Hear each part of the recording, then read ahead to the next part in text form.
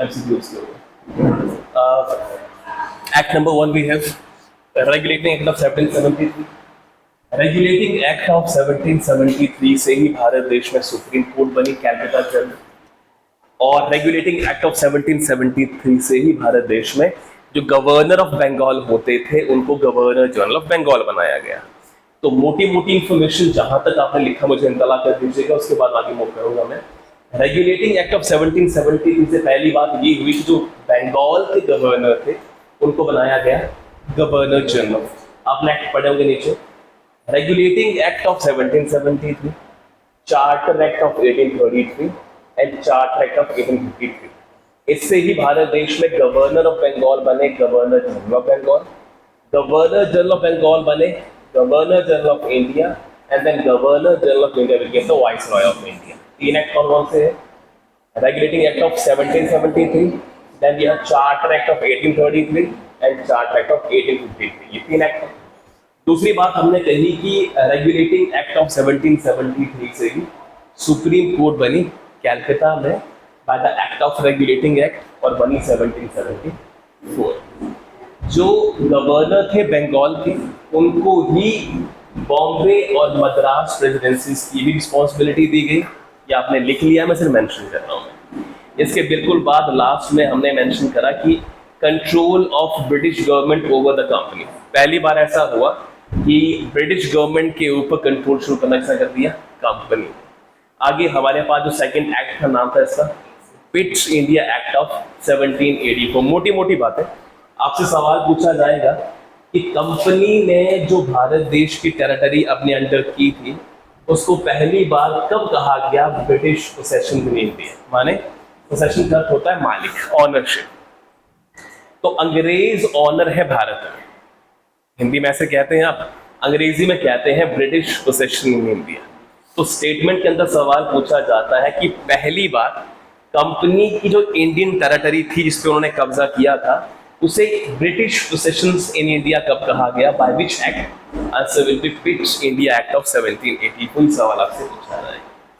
दूसरा सवाल double government. Double government माने आपने ये चीज पढ़ा होगा कि पॉलिटिकल अफेयर्स या फिर control of economic affairs. Directive principle of state policy है भारत देश का एक, राज्यों के नीति निर्देश। उसमें से लिबरल प्रिंसिपल है कि एग्जीक्यूटिव और जुडिशरी का सेपरेशन होना चाहिए। आर्टिकल 51 अनुच्छेद 51 कहता है कि एग्जीक्यूटिव और जुडिशरी की सेपरेशन होनी चाहिए।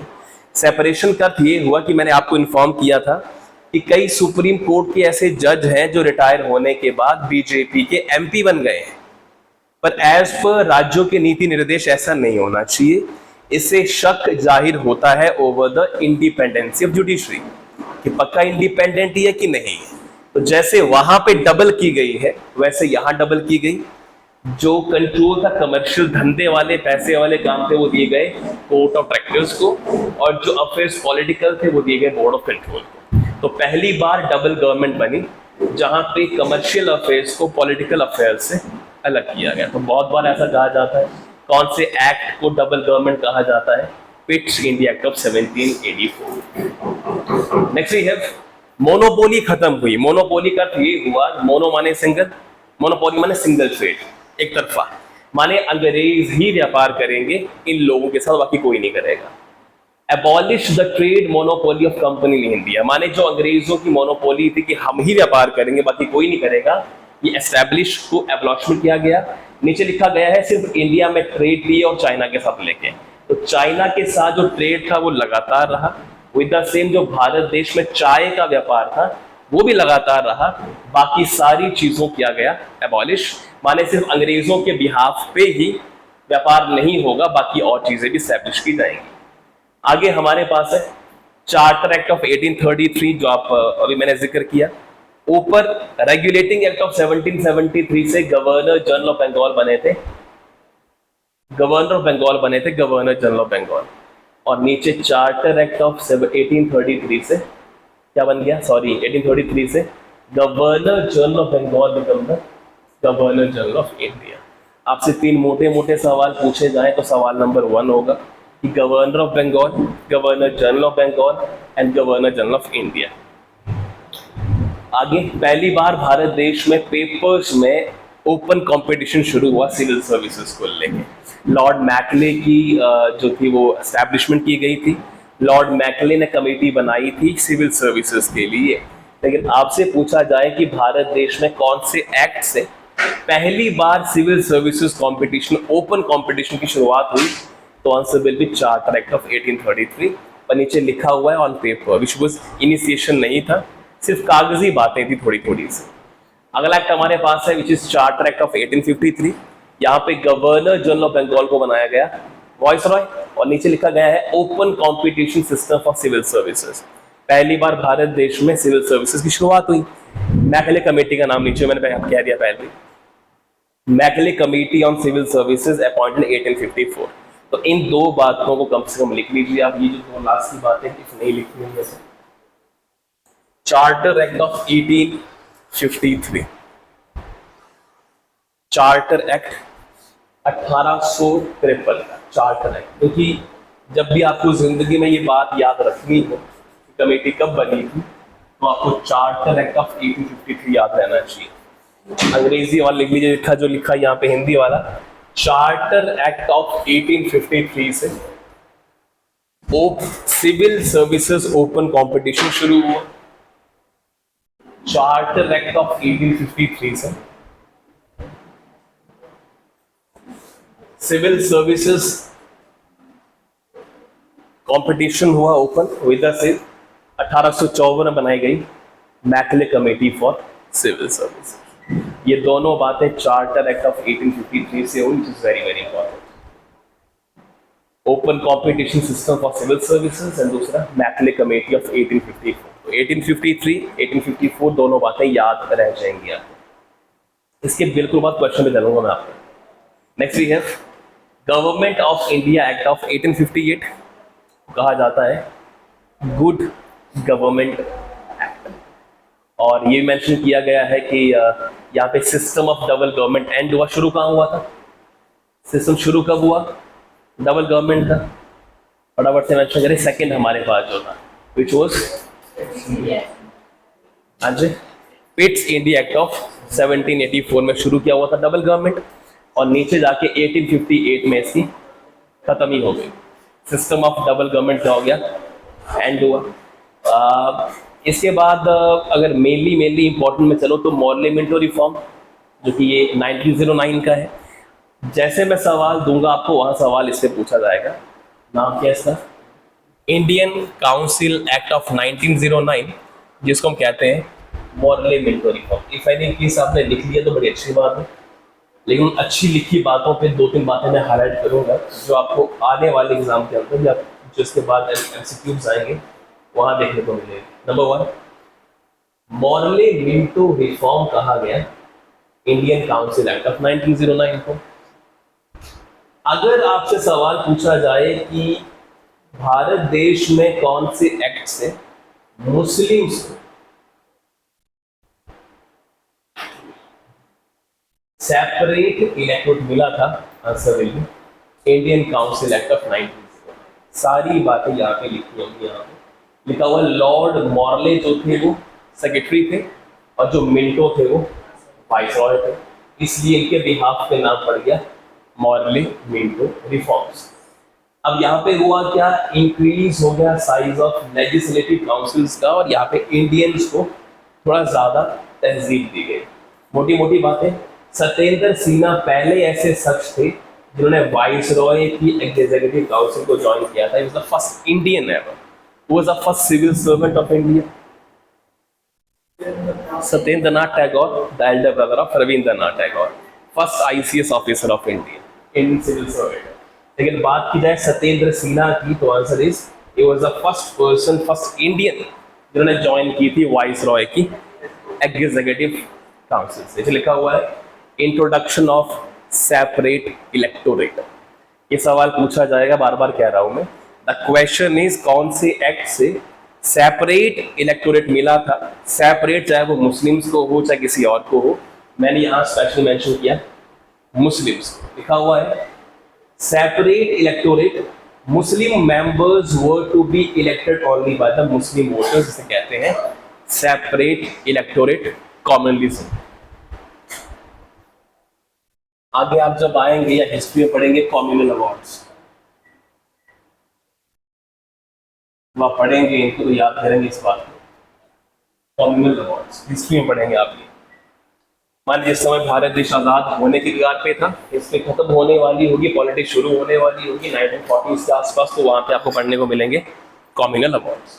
कम्युनल रिप्रेजेंटेशन मैंने पहले कहा था सेपरेट इलेक्टोरेट को कहा जाता है, जहां मैंने कहा था कि कुछ मुस्लिम्स अगर खड़े होते हैं किसी पर्टिकुलर प्लेस से तो उनको चुनने वाले लोग भी क्या होंगे, मुस्लिम्स ही होंगे।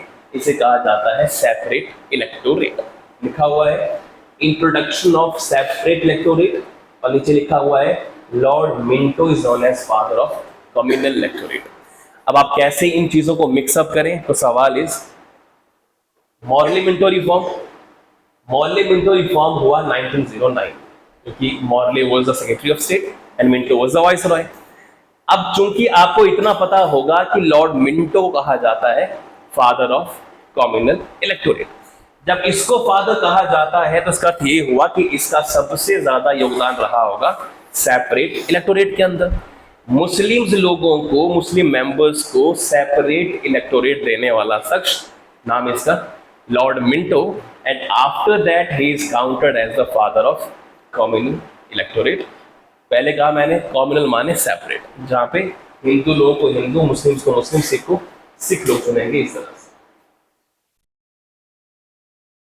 मॉन्टेग चेम्सफोर्ड रिफॉर्म, यहाँ पे कुछ खास बातें नहीं है, लेकिन इतना आप जान जाएं कि गवर्नमेंट ऑफ इंडिया 1990 कहा जाता है मॉन्टेग चेम्सफोर्ड। मॉन्टेग कौन थे? सेक्रेटरी ऑफ द स्टेट, और चेम्सफोर्ड थे वाइसरॉय। जैसे ऊपर भी वैसे नीचे कहानी है, मोटी मोटी बातें मेंशन कर रहा हूँ, उससे बिल्कुल बाद एमसीक्यूज चलेंगे उनसे। ये आप पहले पढ़ चुके हैं गवर्नमेंट ऑफ इंडिया एक्ट, जहाँ आपने खुद मेंशन किया है कि यहाँ पे फेडरल पब्लिक सर्विस कमीशन शुरू हुए थे, देन ये इमरजेंसी प्रोविजन हमने लिए हुए थे, सारी बातें मैं पढ़ रखी हूँ। अब जो कि ये बातें छोटी छोटी मैंने आपको लिखने को दी भी थी और आपने सुनी भी यहाँ पे। अब अगर आप एमसीक्यूज पे आए तो आप आएंगे कैसे क्वेश्चन बनेंगे आपको एग्जाम में।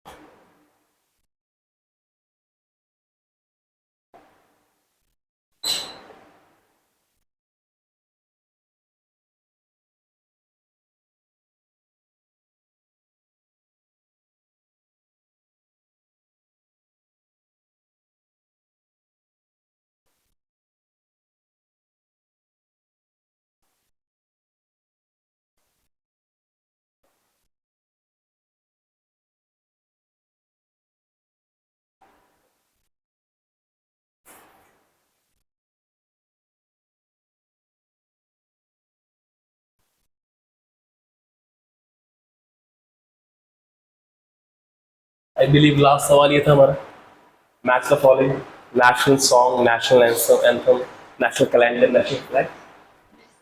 अब ये तो आसान सवाल है, सारे ही 1 to 1 करते जाएंगे, लेकिन है तो बहुत सिंपल सवाल।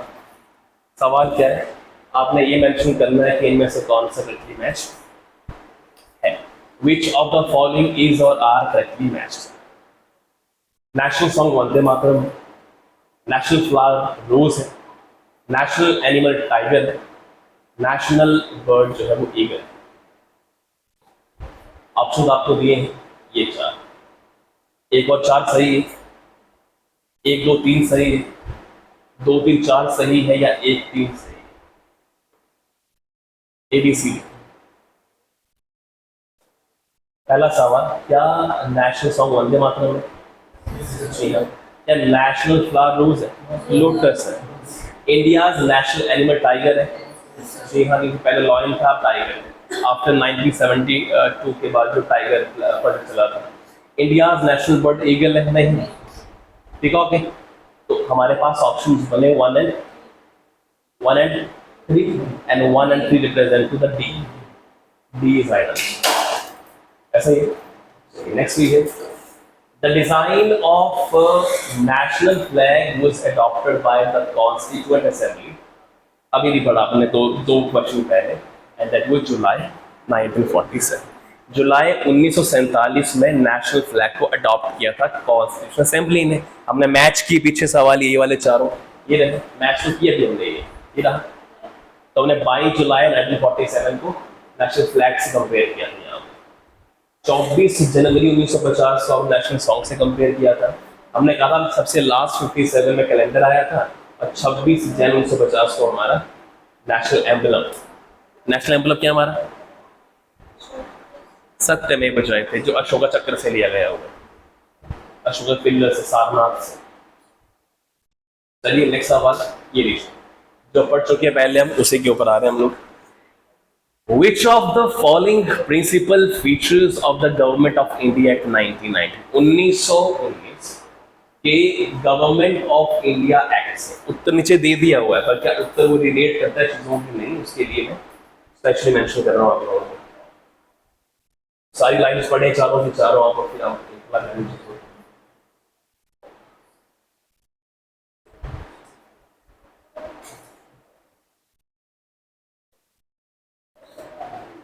लिखा हुआ है Which of the following are the principal features of the Government of India Act 1990? इनमें से कौन से गवर्नमेंट ऑफ इंडिया एक्ट 1919 से संबंध रखते हैं?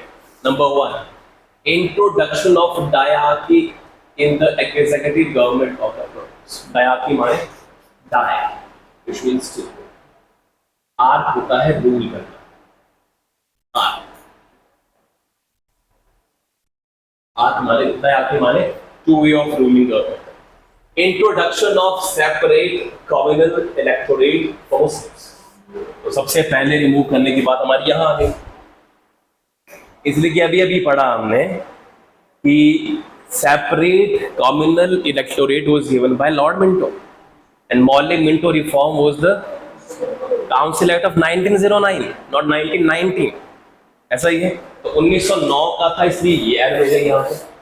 अगला हमारे पास है devolution of legislative authority by the centre to the province, expansion and reconstitution of central and provincial legislation. Government of India act 1990 से ही नंबर 1 फॉर्मेशन ऑफ डायरार्की हुई, दो तरफा चीजें चली। इंट्रोडक्शन नहीं हुआ, ये 1919 से हुआ है। What is devolution? कम होना, माने लेजिस्लेशन अथॉरिटी कम करना, सेंटर में ज्यादा करना, प्रोविंस में। एग्जांपल के तौर पे, क्या सेंटर में पावर ज्यादा और प्रोविंस में पावर्स कम नहीं as far as legislation concern? Example देता हूँ आपको मैं। अगर आपके चंबा डिस्ट्रिक्ट में, सुनिए गौर से, आपके चंबा डिस्ट्रिक्ट में सबसे बड़ा जो ऑफिसर है दैट इज डिप्टी कमिश्नर। सुनना गौर से चीजों को, क्योंकि भारत देश डेमोक्रेसी है, यहाँ पे जो पब्लिक सर्वेंट है वो अहम भूमिका अदा नहीं करते। आप कभी देखना इस चीज को कि जब भी डीसी के ऑफिस में सिर्फ डीसी होता है, तब डीसी बैठा होता है अपनी चेयर के लिए। अगर डीसी के ऑफिस में मंत्री आ जाए या डीसी के ऑफिस में एमपी आ जाए, तो डीसी वाली चेयर पे एमपी बैठता है, डीसी बैठता है एडीसी वाली चेयर पे या एसडीओ वाली चेयर। समझे बात? मान लो कि डिप्टी कमिश्नर अपने ऑफिस बैठे हुए हैं और आज मंत्री का दौरा है, स्वास्थ्य मंत्री का या फलाने एजुकेशन मंत्री का हिमाचल प्रदेश से। तो हिमाचल प्रदेश के मंत्री आए हुए हैं चंबा और उन्होंने एड्रेस करना है पब्लिक। तो जब वो आएंगे एड्रेस करने के लिए, तो जो मेन सीट होगी वहां पे डीसी नहीं बैठा होगा या कोई भी ऐसा सर्वेंट नहीं बैठा होगा जो गवर्नमेंट ऑथराइज, वहां हमेशा पब्लिक सर्वेंट बैठता है, जैसे एमपी बैठेगा या मंत्री बैठेगा। तो कभी जिंदगी में कभी भी ये नोटिस करनी है चीज है, किशन कपूर अगर चंबा आए तो Kishan Kapoor will be the head of that chair, ना कि डीसी। ऐसा ये यहां तक कि आशा कुमारी हारी हुई मंत्री माने हारी हुई एमएलए, उसके बावजूद अभी जो सलोनी का केस हुआ था और मंत्री आए हुए थे चंबा यहाँ पे, तो मंत्री बैठे हुए थे सेंटर में, उनके लेफ्ट साइड में आशा कुमारी हारी हुई एमएलए बैठी थी, राइट में डिप्टी कमिश्नर बैठे हुए थे। इसका अर्थ ये हुआ कि भारत देश डेमोक्रेटिक कंट्री है, यहाँ पे डेमोक्रेटिक पीपल ही ज्यादा पावरफुल है, यहाँ पे रेगुलेटिव पीपल नहीं। इसका अर्थ ये हुआ सेंटर के जो लोग हैं वो प्रोविंस से हमेशा पावरफुल रहते हैं। माने MPs are always powerful then MLAs. This particular reconstitution या reconstruction of information taken from government of India act 1990. देखो नीचे तीन बातें लिखी है आप लोगों ने. गवर्नमेंट ऑफ इंडिया एक्ट 1919 से आपने अंग्रेजी वाले तीन बातें लिखने की, वो पहला, तीसरा और चौथा, ये सारी सही है. और हिंदी वाले नंबर 1 डायाकी सिस्टम. डायाकी माने दो तरफा. डाय आकी को लिखें आप. डाय माने टू, आक माने रूल करना. डायाकी सिस्टम. डायाकी system 1919 government of India act से introduce. Government of India act 1919 से शुरू. गवर्नमेंट ऑफ इंडिया एक्ट 1919 से शुरू हुआ. डायाकी. अच्छा, इसको भी आप डायाकी कहेंगे, जो एक प्रोविंस का होता है. प्रोविंस को कह रहे हैं यहाँ पे. अच्छा, प्रोविंस माने smaller areas. Himachal Pradesh, Uttar Pradesh, Bihar. State कहते हैं जिसको, प्रोविंसेस कह रहे हैं. अब दो तरह के लेजिस्लेशन होते हैं यहाँ पे. One is assembly, one is council, विधानसभा और विधान परिषद. तो ये भी तो डायाकी हुई. डबल रूल है ना यहाँ पे. माने लोअर गवर्नमेंट है और अपर, लोअर हाउस है और अपर हाउस है. इसको भी डायाकी कहा जाता है रिप्रेजेंटेशन के तौर पर. तो डायाकी सिस्टम शुरू हुआ गवर्नमेंट ऑफ इंडिया एक्ट 1919 से. दूसरा, डिवोल्यूशन, या लिखेंगे केंद्र को राज्य से ज्यादा, केंद्र को राज्य से ज्यादा विधायिक अथॉरिटी दी गई. केंद्र को राज्य से ज्यादा, केंद्र को राज्य से ज्यादा, केंद्र को राज्य से ज्यादा दी गई legislative authority. What is legislation माने? फटाफट से बोलना है. What do you mean by the legislative authority? कानूनी, which means law making power जो है वो सेंटर को पावर दी है एज कंपेयर टू प्रोविंसेस. आगे है लास्ट दफा. केंद्र और राज्य या प्रोविंस को केंद्र और राज्य के रिकॉन्स्टिट्यूशन के लिए भी, केंद्र और राज्य के रिकॉन्स्टिट्यूशन माने उसको दोबारा से कॉन्स्टिट्यूट करना, दोबारा से क्रिएट करना. केंद्र और राज्य के रिकंस्ट्रक्शन, रिकॉन्स्टिट्यूशन के लिए भी गवर्नमेंट ऑफ इंडिया एक्ट 1919 को ही माना जाता है. तो एक स्टेटमेंट गलत, that is introduction of separate communal electorate which was given by Morley Minto reform of 1909. Next we have very important question again. Which of the following proved to be the most short-lived of all the British Constitution experiment in India? सुनिए गौर से, मतलब क्या है.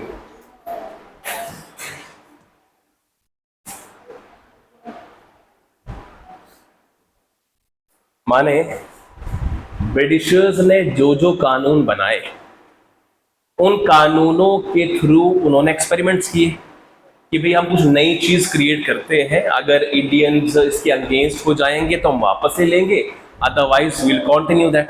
सुनना गौर से चीजों को मैं कह रहा हूं. मैं इस सवाल के कहने का अर्थ ये है कि ब्रिटिशर्स ने जो भी एक्ट बनाए भारत देश के अंदर, वो कहीं ना कहीं एक एक्सपेरिमेंट के तौर पे बनाए कि इससे ये कर देते हैं, यूपीएससी या सिविल सर्विसेज शुरुआत कर देते हैं, कमेटी बना दी, फलाना कर दिया, ये कर दिया, ये कहा कि हम इस एक्ट के थ्रू इंडियंस को ज्यादा लेंगे, फिर नहीं लिए, ब्ला ब्ला. तो ये कहा जा रहा है कि कौन सा ऐसा इसमें से एक्ट है जिसके तहत ये माना जाता है कि ये गवर्नमेंट ऑफ ब्रिटिश का सबसे शॉर्ट लिव्ड जो था वो एक्ट एक्सपेरिमेंट था. सुनना गौर से. इसका अर्थ ये हुआ कि इस कौन से एक्ट के दौरान भारतीय लोगों को ज्यादा मोहलत या भारतीय लोगों की ज्यादा सुनी गई एज कंपेयर टू ब्रिटिशर्स को मौका ही नहीं मिला ज्यादा करने का. फिर रिपीट कर रहा हूं. Which of the following to be most short lived of the all the British constitution experiment in India. It simply means कि कौन सा ऐसा एक्ट था जिसके तहत अंग्रेजों को ज्यादा वक्त ना मिला, इंडियंस को वो सारी चीजें देनी पड़ गई जो वो नहीं चाहते थे, उनके हिसाब से वो शॉर्ट लिव्ड, माने जल्दी जल्दी काम करना पड़ गया। जैसे ऑप्शन दिया हुआ है इंडियन काउंसिल एक्ट ऑफ 1909। तो आपने इंडियन काउंसिल एक्ट ऑफ 1909 में ये देखा कि पहली बार भारत देश में सेपरेट इलेक्टोरेट दिया जा रहा है, मुस्लिम्स का ख्याल किया जा रहा है, सिखों का ध्यान रखा जा रहा है। तो ये माना जाता है हिस्ट्री के अंदर कि इंडियन काउंसिल एक्ट 1909 के अंदर जो भी अंग्रेजों ने काम किया वो उनके फेवर में नहीं गया, वो उन्होंने कहीं ना कहीं करना कुछ और, जहां पर हुआ कुछ और। इसे हिस्ट्री में कहा जाता है most short lived experiment of British government. उनका हो ही नहीं पाया प्लान जो वो चाहते थे। देखिएगा काउंसिल एक्ट ऑफ 1909 को, इंडियन काउंसिल एक्ट ऑफ 1909 को, इंडियन काउंसिल एक्ट ऑफ 1909 को most short lived experiment of British government कहा जाता है। अंग्रेजी सरकार का सबसे छोटा experiment, most short lived experiment, अंग्रेजी सरकार का सबसे छोटा experiment, most short lived experiment कहा जाता है किसको जी? Indian council act of 1909। मैंने हिंदी में मेंशन कर दिया बिकॉज ऑफ रीजन ब्रिटिशर से ऐसा कोई काम नहीं हुआ। Those they were looking for, ये हम ये करेंगे, ऐसा करेंगे, मुस्लिम्स को लड़ा देंगे, ब्ला कर देंगे, ये हो ही नहीं पाया उनसे। इसलिए हिस्टोरिकल माना जाता है कि this is the most short lived act of British experiment in India. चले आगे, लिखा हुआ है which one of the following acts formally introduced the principles of election for the first time। Bharat देश में पहली बार इलेक्शन इनडायरेक्ट या डायरेक्ट करवाने की भी रिस्पॉन्सिबिलिटी जो है वो इंडियन काउंसिल एक्ट ऑफ 1909 को ही मिलती है। जिसमें अभी भी सुना हमने कि मुस्लिम्स इलेक्टोरेट दिए गए, जहां पे मुस्लिम लोग खड़े हुए, मुस्लिमों ने ही वोट किया। तो लीजिएगा फॉर्मली, अंग्रेजी वाली भी थी यहीं से, हिंदी वाले फॉर्मली भारत देश में पहली बार इलेक्शन, फॉर्मली भारत देश में पहली बार इलेक्शन या इलेक्शन का principle Indian council act of 1909 Morley Minto reform से दिया गया था। इंडियन काउंसिल एक्ट ऑफ 1909 या फिर मॉर्ले मिंटो रिफॉर्म से दिया गया था, जहां मॉर्ले मिंटो रिफॉर्म से दिया गया था। आप साइड में लिख सकते हैं कि जहां सेपरेट कॉम्युनल इलेक्टोरेट प्रोवाइड किया गया था, जहां सेपरेट कॉम्युनल इलेक्टोरेट प्रोवाइड किया गया था, जो आप उसको भी जानते हैं। सेपरेट कॉम्युनल इलेक्टोरेट प्रोवाइड किया गया था जहां मुस्लिम्स लोग मुस्लिम को ही चुनेंगे, which was bad, I think। चलें आगे। Which one of the following features do not contribute to making the Indian Constitution the bulkiest in the world? इसका उत्तर नहीं होता है। ऐसे सवालों के उत्तर नहीं होते हैं। ऐसे सवालों को आपको देख के अपनी लिटरेसी, अपने जहन का यूज करके उत्तर देना होता है। There is no answer, depends upon statement कि वो क्या पूछना चाह रहा है। रिपीट कर रहा हूं मैं, कह रहा कि इनमें से ऐसी कौन सी चीज है या नहीं है, सॉरी डू नॉट, इनमें से कौन सी ऐसी चीज है जिसका कंट्रीब्यूशन नहीं है, जिसकी वजह से भारत देश का संविधान सबसे बड़ा संविधान बन गया। तो इसमें से कौन सी चीज ऐसी है जिसका कंट्रीब्यूशन नहीं रहा है सबसे बड़ा संविधान बनाने में? समझ रहे बात को? माने कौन सी ऐसी चीज है जिसका योगदान नहीं रहा देश भारत का सबसे बड़ा संविधान बनाने में? तो सवाल नंबर 1, देश भारत का संविधान इसलिए बड़ा है क्योंकि यहां वैरायटी ऑफ रिलीजन है, वैरायटी ऑफ कल्चर है। अगर हमें रिलीजन के ऊपर बात कहनी है तो रिलीजन की 4 एक्सेप्शन देनी पड़ेंगी, क्योंकि यहां मुस्लिम्स को कुछ दिया है तो 4 चीजें उनसे छोड़नी भी पड़ेंगी।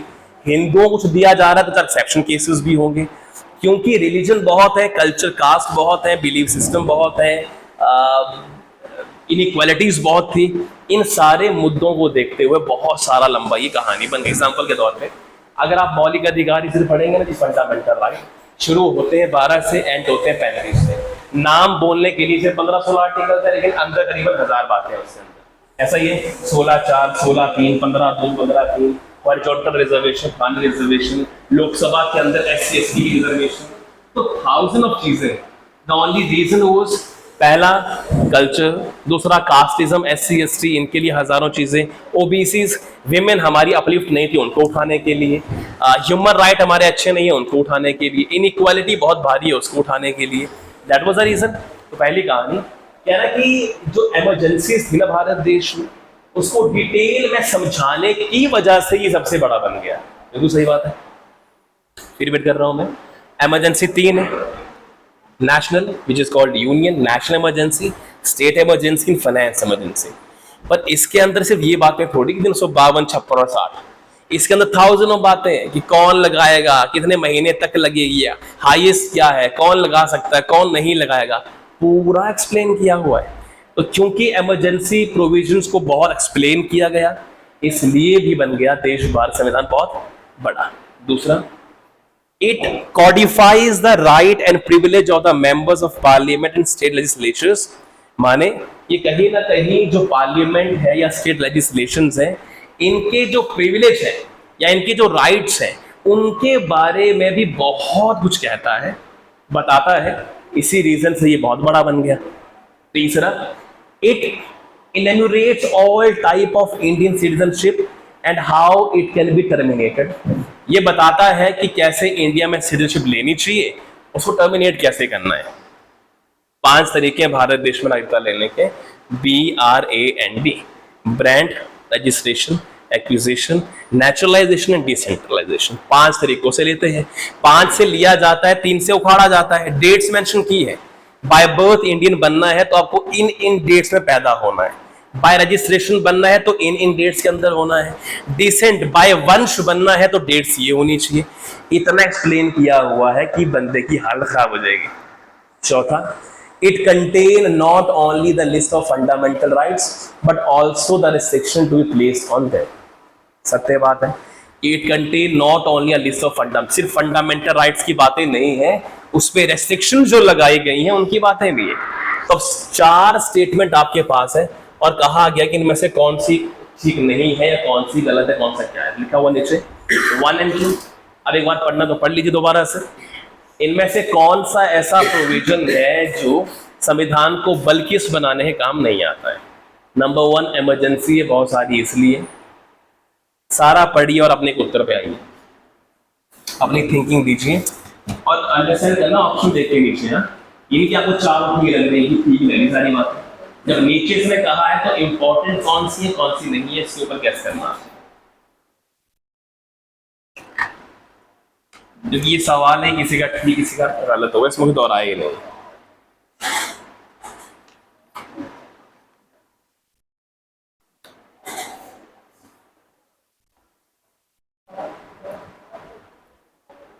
ओ sir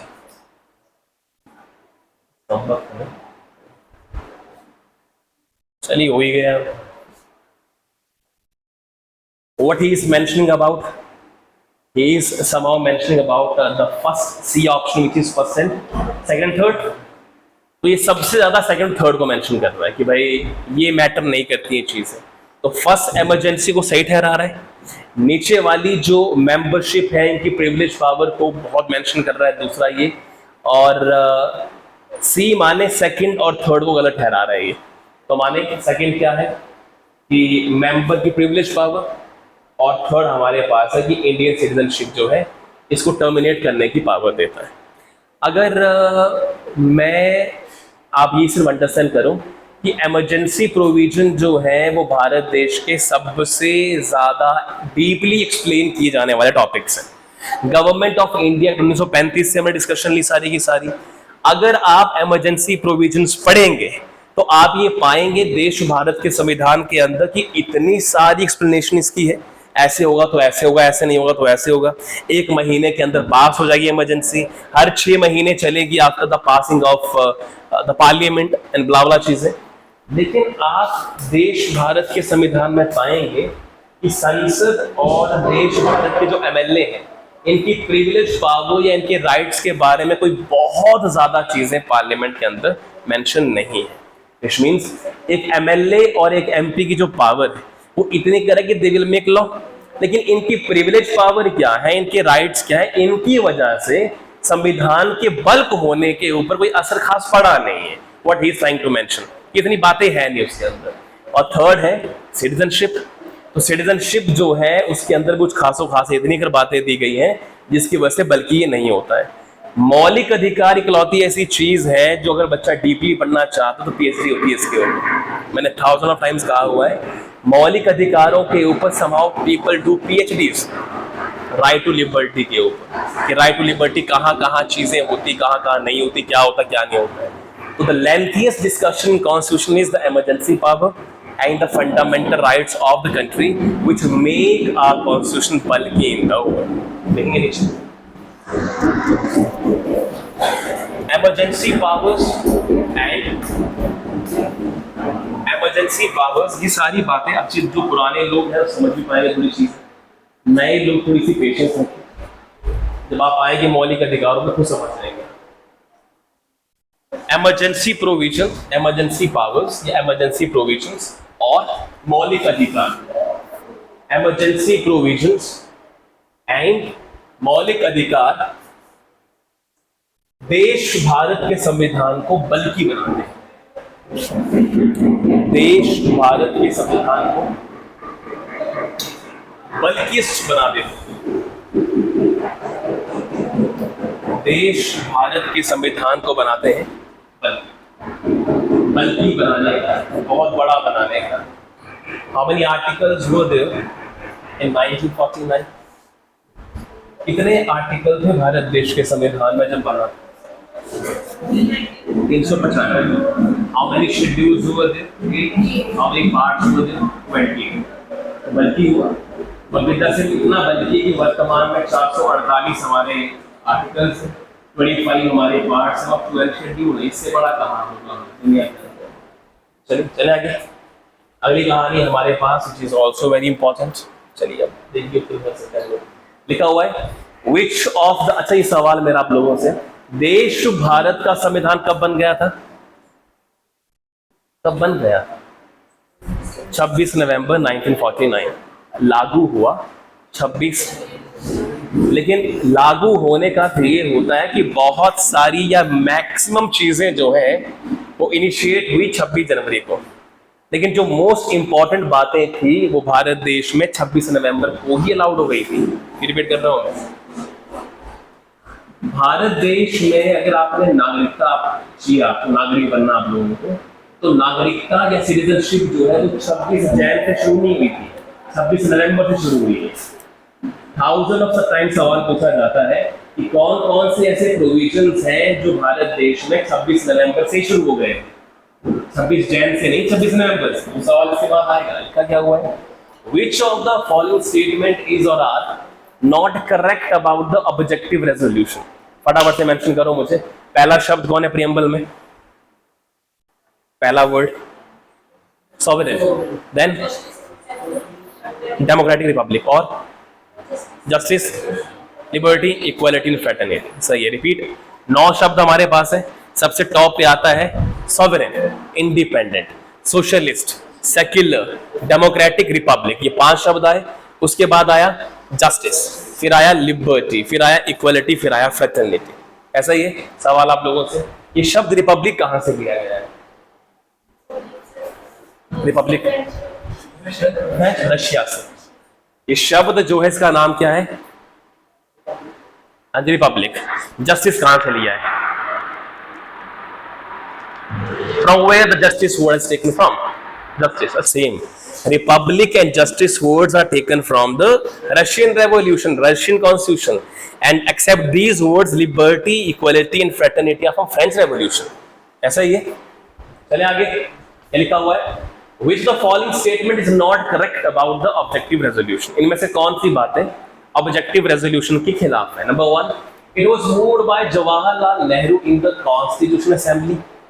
Second, it was It called for just rights of minority. Third, it formed the basic for the chapter of fundamental rights. It called the establishment of socialist and secular polity.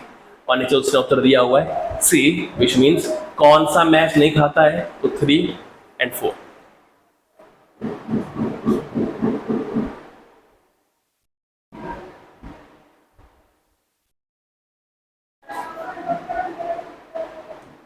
शुरू किया जाए. क्या objective resolution Pandit Jawaharlal Nehru साहब ने पास किया था? तो सही है. कब किया था? 1940. पक्का? बाय पंडित जवाहरलाल नेहरू साहब. अगला है it called for just rights of minorities. ने उत्तर दिया हुआ है सी रिप्रेजेंट टू थर्ड और फोर्थ. माने सेकंड को ये सही कह रहा है. सवाल नंबर आपसे एक और. क्या ऑब्जेक्टिव रेजोल्यूशन में 4 शब्द आते हैं? Equality, liberty, fraternity, justice. तो सवाल मेरा आपसे, व्हाट इज फ्रेटर्निटी? भाईचारा. भाईचारा भी दो माइनॉरिटी. ऐसा ही हिंदू इंसान को कहा जा रहा है कि भाईचारा बना के रखना. भाईचारा का अर्थ ये हुआ कि तुमने माइनॉरिटीज के फेवर में रहना है. तो माने ये जस्ट राइट्स किसके हैं? माइनॉरिटीज के फेवर में राइट्स हैं. लिबर्टी फिर से माइनॉरिटी. सी द कहानी. अगर आपको लग रहा है कि मैं कुछ ऐसी उल्टी पुल्टी कहानी कह रहा हूँ, तो सवाल मेरा आपसे, क्या भारत देश के अंदर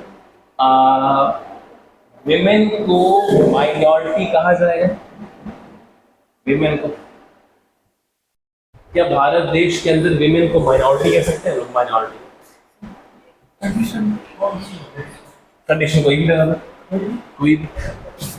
कोई भी दुनिया की कंडीशन जो बनती है आपसे लगा लो और बताओ कि क्या औरतें कभी माइनॉरिटी में हो सकती हैं? हो सकती है. जैसे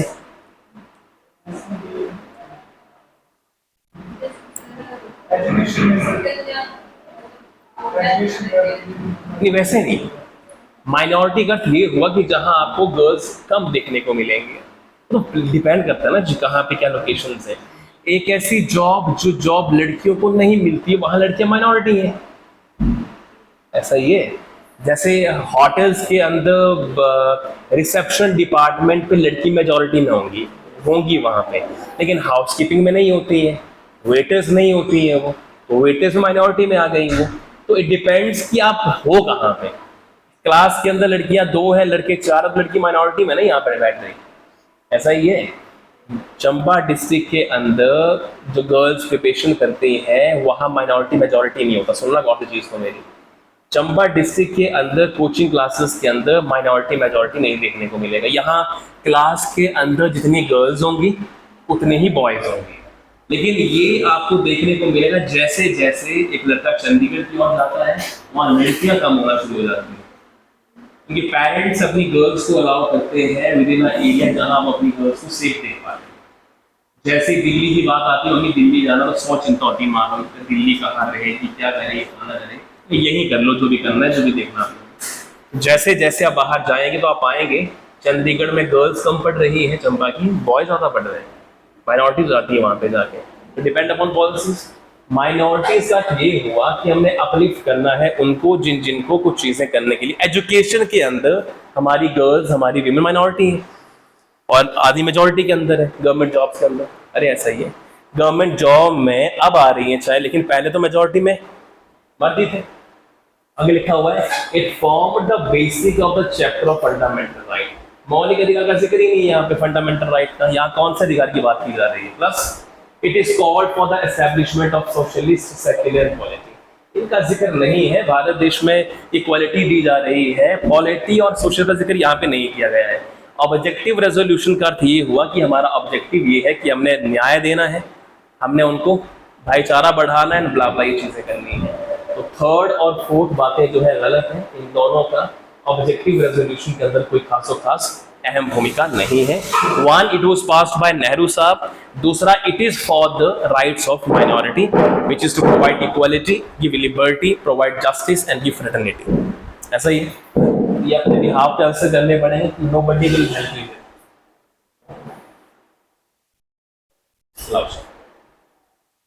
कौन सी स्टेटमेंट गलत है? नंबर 1, 9 दिसंबर 1947 को संवैधानिक असेंबली की पहली मीटिंग हुई, पहला ही गलत हो गया। 4 ऑप्शन दिए थे, पहला ही उत्तर गलत हो गया।